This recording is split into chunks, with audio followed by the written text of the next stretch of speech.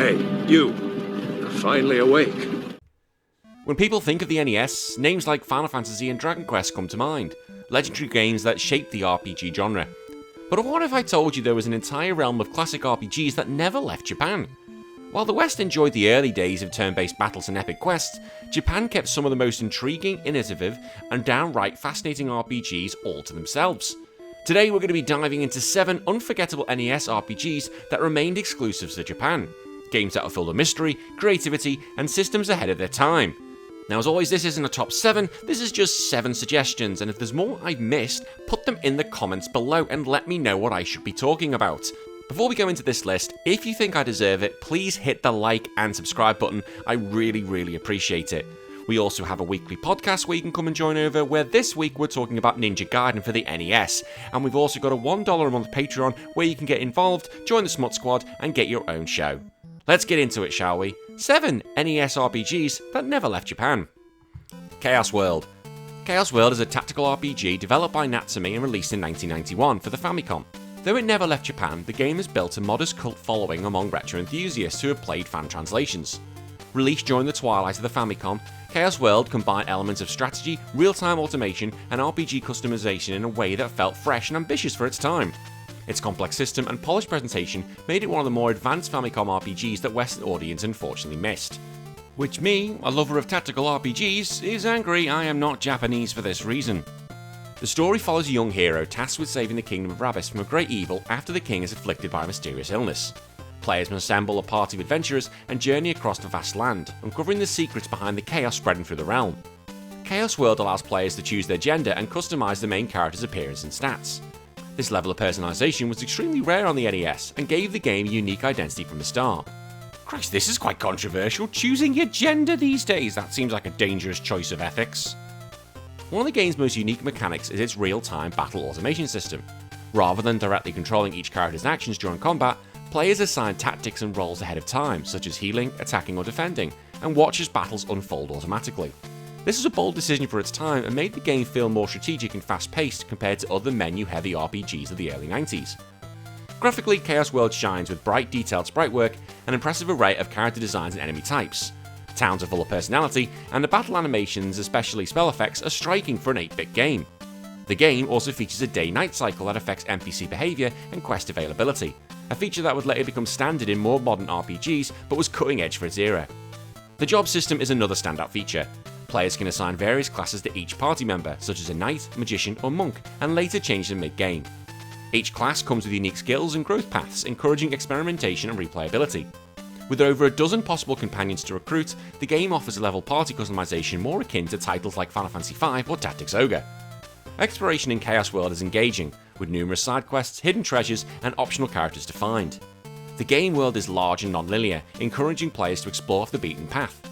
Dungeons are particularly well designed, filled with puzzles, traps, and multiple floors that make each delve feel rewarding and perilous. The music in Chaos World is high energy and atmospheric, delivering both tension and triumph during key story beats and boss battles. Its combat theme in particular stands out for its intensity and layered composition, impressive considering the NES's limited sound hardware. Upon release, Chaos World received positive reviews in Japan Gaming Magazine, praised for its innovative systems and polished execution. However, its late release on the AG Famicom meant it was overshadowed by the Super Famicom's arrival, and it never gained the commercial success it deserved. Still, those who played it often described it as one of the most underrated RPGs in the system. Over the years, Chaos World has gained recognition in the retro gaming community thanks to fan translations and emulation. It's frequently cited in lists of hidden gems and has earned praise for its forward-thinking mechanics. Though never officially re-released, it continues to impress players with its depth, style and ambition. In terms of legacy, Chaos World serves as a fascinating example of how innovative RPG design was brewing in Japan, even in the final years of the Famicom. It bridged the gap between traditional turn-based design and more modern automation systems. For any RPG interested in seeing where ideas from games like Final Fantasy or Fire Emblem may have originated, Chaos World is a must-play piece of history. Lrange Point. Developed and published by Konami in 1991, Lrange Point is often regarded as one of the most technically impressive and ambitious RPGs ever released for the Famicom. What sets it apart immediately is that it's the only known Famicom RPG to utilise Konami's proprietary FVRC7 sound chip, which allowed for FM synthesis, a major step up from the basic pulse wave tones used in most NES games. This gave Lrange Point a rich, almost Genesis-like soundscape that blew most players away. But its appeal isn't just the audio. It's also an incredibly deep and complex science fiction RPG with themes of war, survival, and artificial intelligence. The story is set in the distant future, in a deep space colony located at the Lrange Point between Earth and Moon, regions of gravitational stability. The colony, known as Oasis Project, was initially created as a utopian society. However, civil war breaks out between the governed bioside and a breakaway faction known as the Rehabs. The game follows a soldier named Shin, who, after a devastating surprise attack, sets out on a mission to find survivors, unite factions, and uncover the truth behind the Rehab's radical transformation and the strange bioengineered threats that are now ravaging the colonies. Lrange Point breaks the mold of traditional fantasy RPGs by going full science fiction, not just in aesthetics, but in world building and gameplay systems. Players traverse massive research facilities, terraform planets and space stations instead of towns and castles. Instead of swords and magic, your party uses energy weapons, mechs, and advanced healing systems. The game also explores transhumanist themes like AI rebellion, cybernetic modification, and the fragility of a utopia, which gives the narrative a darker and more mature tone compared to its peers.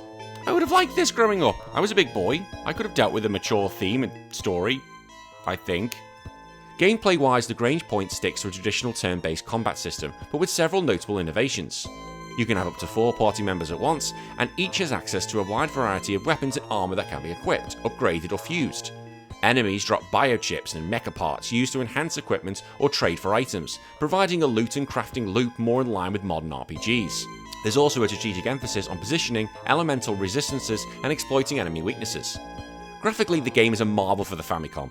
The character sprites are larger and more detailed than most NES games, with well-animated combat sequences and an impressive array of enemy designs.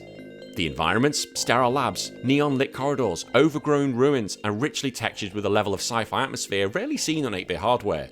The game oozes mood from the deep space ambience to the grim visual of failed experiments in dystopian decay. But Lrange Point's biggest claim to fame is unquestionably its soundtrack. Thanks to the VRC7 chip, the game features an FM synthesized score that sounds nothing like a typical NES music. The soundtrack crafted complex multi-layered tracks that combine eerie electronic tones with pounding industrial beats. The boss theme, A Planet of Murder, remains one of the most haunting and intense tracks in 8-bit gaming history. Now, I've been told I should have made a ZZ Top reference, that's it, they've got a song called Lrange Point. Well, you learn something every day, don't you? Reception in Japan was positive, with players and critics alike praising the game's depth, setting, and cutting-edge sound.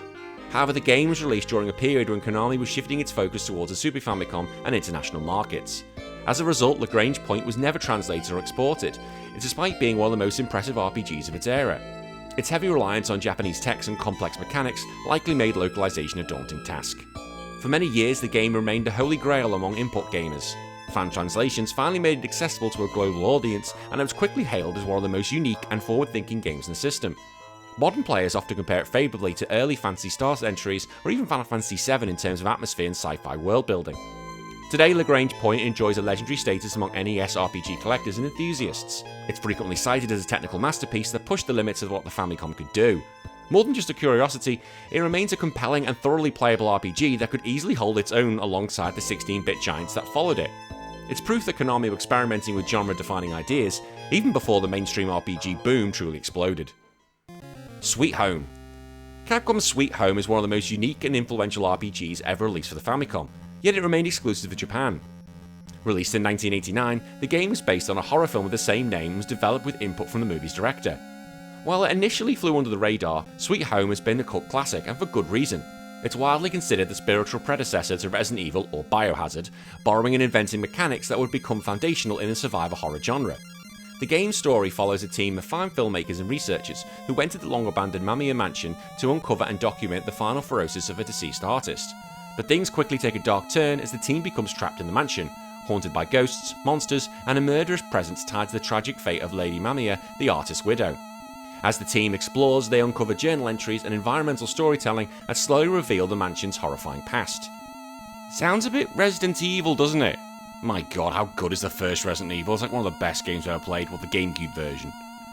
Unlike traditional RPGs of its time, Sweet Home emphasises resource management, survival, and dread. Characters can permanently die, which affects the ending and drastically changes gameplay dynamics. If a key character is lost, players must find alternative ways to complete puzzles or live with limited capabilities. The permadeath mechanic was incredibly rare at the time and added significant emotional stakes to every encounter. Who does this game think it is? Fire Emblem? The gameplay is a hybrid of RPG, dungeon crawl, and adventure game. Players control the 5 protagonists and can split them into groups to solve puzzles or traverse block pathways. Each character has a unique item, like a lighter, medical kit, or vacuum, that is essential for survival. Every boy needs a vacuum. Combat is turn-based, but more punishing than typical JRPGs, forcing players to conserve resources like tonics and revive items. Enemies can inflict stasis effects or outright kill a character if you're not prepared. Sweet Home was groundbreaking for its use of environmental storytelling. Items like scattered notes and diary pages flesh out the backstory, while visuals like blood-stained floors and collapsing ceilings heighten the sense of tension. These techniques would later become genre-defining elements in Resident Evil, which originally was conceived as a remake of Sweet Home. Graphically, Sweet Home pushed the Famicom to its limits. The mansion is full of creepy details, from crumbling hallways and eerie lighting to grotesque enemy sprites. The game employs dynamic lighting effects, character-specific animations, and vivid, often disturbing imagery rarely seen in NES titles. The aesthetic choice reflects a commitment to genuine horror, not just cartoonish spooks. The soundtrack contributes significantly to the oppressive atmosphere. Haunting melodies play during exploration, and intense battle tracks wrap up the tension. Audio cues like ghostly wails or sudden stings help create jump-scare moments, which is extraordinary considering what the NES could do. Despite its technical achievements and innovative design, Capcom chose not to localize Sweet Home for Western audiences. Likely reasons include the mature subject matter, graphic content, and the assumption that such a genre wouldn't appeal to North American gamers at the time. Basically, because we're pussies. As a result, it remained largely unknown until the early 2000s, when fan translations became widely available. Modern critics and retro gamers have since re-evaluated the game, praising its narrative depth, originality, and historical significance. It's now seen as a landmark title not just for the Famicom, but for gaming as a whole. Sweet Home didn't just push the genre boundaries, it quietly invented a new one. Today, Sweet Home is celebrated as one of the most important games of its era. Its legacy lives on in survival horror franchises, especially Resident Evil, which borrowed its themes, mansion setting, inventory system, and even door loading screen transitions. For those interested in the roots of horror gaming, Sweet Home is an essential experience. MetalMax. Released in 1991 for the Famicom by Data East and developed by Koreatech, MetalMax broke virtually every convention of what an RPG was supposed to be. Set in a post-apocalyptic wasteland and heavily inspired by Mad Max-style fiction, it offered players an open-ended world, a non-linear structure, and a sense of freedom that was unheard of in the genre at the time. It wasn't just a traditional RPG in the new setting, it was a complete reinvention of what RPGs on the NES could be. The story of MetalMax is simple on the surface, but the way it's told is anything but. You play as a young man who rebels against his overprotective mother to become a bounty hunter. Rather than being dragged into the world-saving plot, your goal is more grounded. Explore the wasteland, earn money by defeating wanton criminals, and build the ultimate tank. The lack of a centralised, high-stakes narrative is intentional. It's a sandbox built around exploration and player agency. And what makes MetalMax so unique is its non-linearity. From the very beginning, players can travel in any direction, discover hidden bosses, recruit optional party members, and even avoid major plot points entirely. The world is full of secrets, including NPCs who may lie to you, monsters that require specific tactics, and side quests that completely change based on your choices. It's more akin to Western RPG or something like Fallout than Dragon Quest. Combat is turn-based, but what makes it stand out is its tank system. You can explore the world on foot or in vehicles. Each character can pilot a tank, which you can find, customize, and arm with powerful weapons.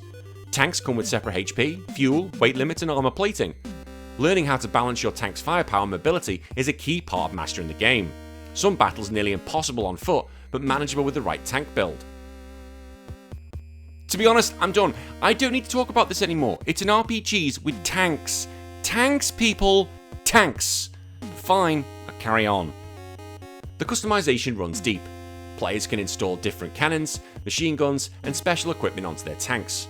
Managing weight and durability becomes a strategic layer on its own. You'll constantly be salvaging parts, trading with merchants, or discovering blueprints that could lead to new upgrades. This mechanic alone gives MetalMax a replayability that most RPGs the era could only dream of. Graphically, MetalMax does well to convey its gritty setting. The towns are dusty outposts, enemy designs include mutated beasts and rogue mechanics, and the overworld map is vast and varied. Whilst it doesn't feature the polish of other RPGs, it more than makes up for it with creativity. The game oozes character, from the bounty posters of insane criminals to the oddball characters you meet along the way. The music strikes a balance between upbeat travel themes and heavy percussion-driven bass battle music. The sound design emphasizes isolation and chaos, fitting the tone of a ruined, lawless world. Some boss themes even experiment with off-kilter rhythms that give fights an unpredictable edge. MetalMax received strong reviews in Japan, where critics praised its open-world freedom, vehicle mechanics, and anti-establishment attitude. It wasn't universally loved, however. Some were confused by its lack of structure, but for those looking for something different, it was a breath of fresh air. Its approach to player choice, especially for the time, was nothing short of revolutionary. The game's refusal to conform to genre standards likely contributed to it never being localized. Western markets at the time expected more linear, heroic narrative, and a quirky, open-ended RPG about bounty hunting in text that just didn't really fit the mold. But over the years, importers and emulation communities have celebrated for exactly that reason. It's a shame this never came out. Like, look at the Advance Wars series or its predecessors in the Wars series. Imagine if they'd come out sooner. Today, MetalMax is viewed as a visionary RPG that was decades ahead of its time. It spawned a long-running series in Japan with several sequels and remakes, some of which eventually reached Western audiences. The original Famicom title remains a bold experience in RPG design, offering freedom, strategy, and replayability far beyond what everyone expected in 1991. Just Breed. Just Breed released exclusively for the Famicom in 1992 by Enix, and is one of the most technically ambitious and visually impressive RPGs on the NES. Developed by the relatively obscure Party Room 21, this game is best described as a fusion of tactical RPG mechanics with traditional JRPG narrative framework. Although largely forgotten outside Japan, Just Breed stands as a hidden classic that pushed the limits of the 8-bit console, especially fans of the grid-based strategy games like Fire Emblem or Shining Force. To be fair, I'm just a bit concerned by the name of this game. The story takes place in the Kingdom of Baham, where ancient evil forces continue to rise once again. You play as a high priest named Chrome, who is drawn into the conflict after the abduction of fellow priestess and resurgence of a dark cult that threatens to bring chaos to the land. As Chrome gathers allies from the 5 surrounding regions, the game builds towards an epic showdown that spans multiple continents, holy relics, and divine trials. What sets Just Breed apart is its combat system, which is far more tactical than traditional turn-based RPGs. Battles take place on large detailed grids where movement, terrain, and unit placement all factor in strategy. You command not just a single hero, but entire units of warriors, mages, clerics, and archers, with positioning and often determines the difference between victory and defeat. It's like Final Fantasy Tactics before Final Fantasy Tactics even existed. Each character's class plays a distinct role, where you manage a team of up to 6 members for a hero unit. While a unit may have one leader, such as a named character in the story, they are often backed by generic soldiers who can level up, equip gear, and even die permanently if not cared for. The depth of customization and sheer number of units you control is staggering for an NES game. Just Breed is also technically stunning. It utilises a custom mapper chip, allowing for higher memory usage, larger sprites, and more vibrant colour palettes. Towns are large, multi-layered, and populated with animated NPCs. Sprites in battle are oversized and detailed, making them stand out compared to most Famicom RPGs, which often relied on tiny simplistic icons. Between battles, the game uses traditional top-down JRPG exploration. Town, dungeons, and overworlds feel lively and fully realised. The developers weren't content with simple fetch quests either. Just Breed offers moral choices, plot twists, and decisions that influence which units you can recruit. Dialogue is rich with lore, adding gravitas to the world and the story. The soundtrack is equally impressive. Thanks to the MMC5 chip, it features more audio channels than standard NES games, allowing for layered melodies, rhythmic battle themes, and ambient dungeon music. The music captures both the grandeur of the battle and the intimacy of emotional story beats with surprising fidelity for 8-bit hardware. Critically, Just Breed received acclaim in Japan for its visuals and strategic complexity, though it was seen as intimidatingly difficult by some players. It also released extremely late in the Famicom's life cycle, after the Super Famicom was already dominating the market. Because of that timing and the genre's niche appeal overseas, it never received a localization. In the years since, Just Breed has become a cult favourite among retro importers and tactical RPG fans. A full English fan translation became available in the mid-2000s, finally allowing Western audiences to appreciate the depth of its systems and beauty of its presentation. Today, Just Breed is remembered as one of the Famicom's final and finest tactical RPGs.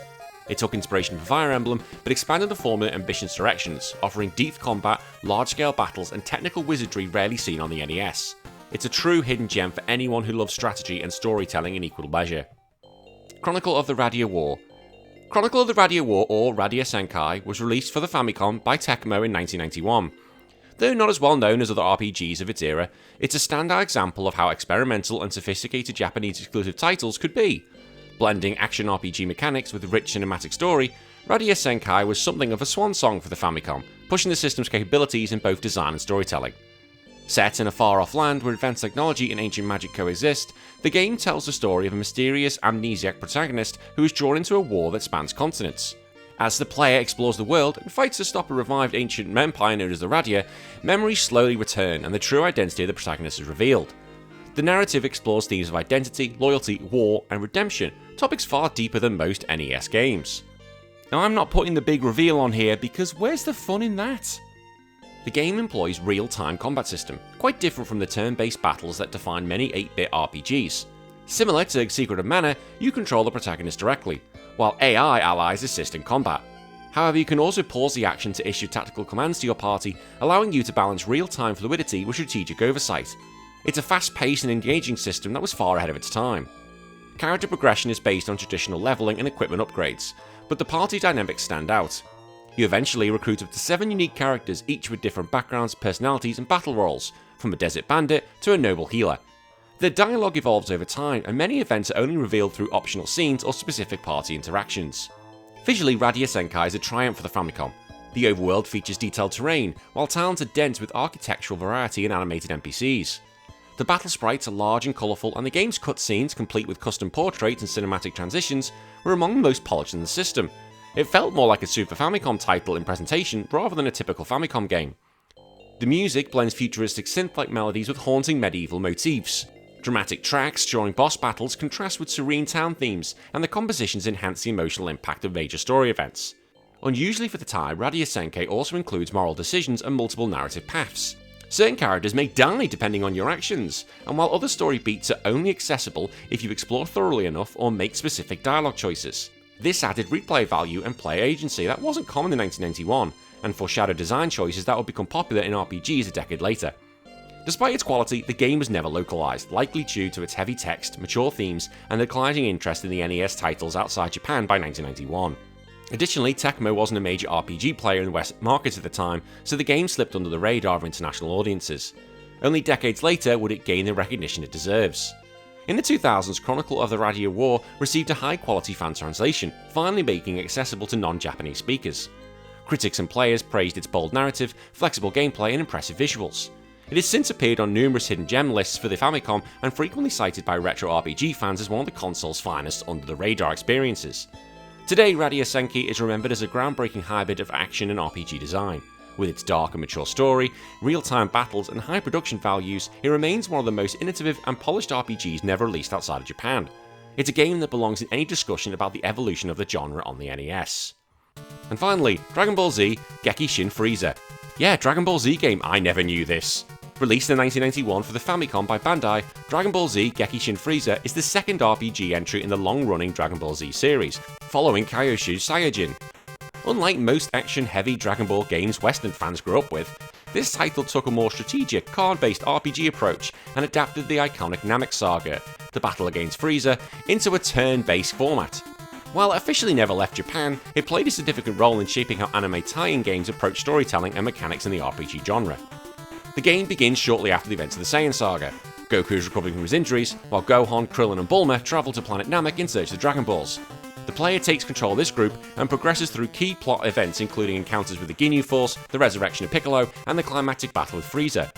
The game follows the DBZ story very closely, including many iconic moments recreated through expressive pixel art and dialogue sequences. However, slight problem here. It says it follows the story closely, but I can't remember when Tien, Chaozu, and Yamcha ever appeared on Namek. Don't think that happened. What set Gekki Shin Frieza apart was its unique card-based battle system. Rather than traditional commands, actions are dictated by cards drawn from a randomly shuffled deck.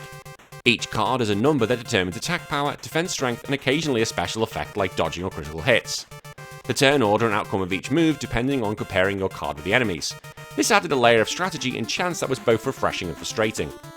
Exploration is done from a top-down perspective with sprite-based overworld traversal. Movement also relies on the card system, with players draw movement from cards with numbers that dictate how many spaces they can move. While innovative, this could be tedious when trying to backtrack or explore large areas. However, the system encouraged players to plan their moves and think strategically, especially when navigating dangerous enemy zones. However, you may need a guide to help understand the game at first, as it's throwing a lot at you which can be a bit overwhelming. The game included leveling up, stat growth and party switching, with each character bringing unique abilities. Gohan gains strength steadily, Piccolo can unleash powerful area attacks, and Goku, once he joins but he's finally healed, becomes the dominant force with access to higher tier cards and the special techniques like the Kaioken and the Spirit Bomb. Managing your team's health and card resources is key to surviving boss battles, particularly the multi-phase Frieza encounter. Graphically, Gekki Shin Frieza is impressive for its time. Character sprites are recognisable and expressive, and battle scenes feature close-up portraits and colourful energy blasts. The Namek environment are well rendered with lush green plains, alien architecture, and enemy bases all translated to memorable 8-bit backdrops. Key moments like transformations or emotional cutscenes are given added flair with detailed visuals uncommon in Famicom tie-in games. The music mirrors the anime's energy with bold, catchy tunes that enhance exploration and combat. While it lacks voice samples due to the hardware constraints, the sound design still captures the tension and excitement of battles, especially against named villains like Raccoon or Captain Ginyu. The iconic feel of Dragon Ball is surprisingly well preserved within the game's limitations. In Japan, the game received generally positive reviews, especially from younger players and Dragon Ball fans. While not seen as a genre-defining RPG, it was praised for staying true to the source material and offering an RPG experience accessible to newcomers. Some critics noted the card system could be slow or overly look-based, but the game's structure and style made it stand out among licensed Famicom games. Despite the massive global popularity of Dragon Ball Z Gekki Shin Frieza, it never saw a Western release, mainly due to the anime's delayed localization and the limited appeal of card-based RPGs in Western NES markets. Remember, DBZ was not really a thing until the Toonami days. It wasn't until fan translations appeared in the 2000s that English-speaking audiences could finally appreciate the game. Since then, it has earned recognition as an early example of anime RPGs done right. Today, Dragon Ball Z Gekki Shin Frieza is a fascinating look at RPG mechanics were adapted to fit licensed properties. With its unique system, faithful story adaptation, and experimental design, it remains a memorable chapter in both Dragon Ball and Famicom history. While later DBZ games would focus more on action, this one stands out as a bold and strategic detour. And that's it. 7 RPGs that never left Japan. What do you think? Do you think I got this list okay? Do you think there's ones I should be talking about? Let me know in the comments below. And as I said at the beginning, if you really think I deserve it, please hit that like and the subscribe button for more content. My name's been Danny, and I'll see you again for another video in 3 days. Take care of yourself, bye bye.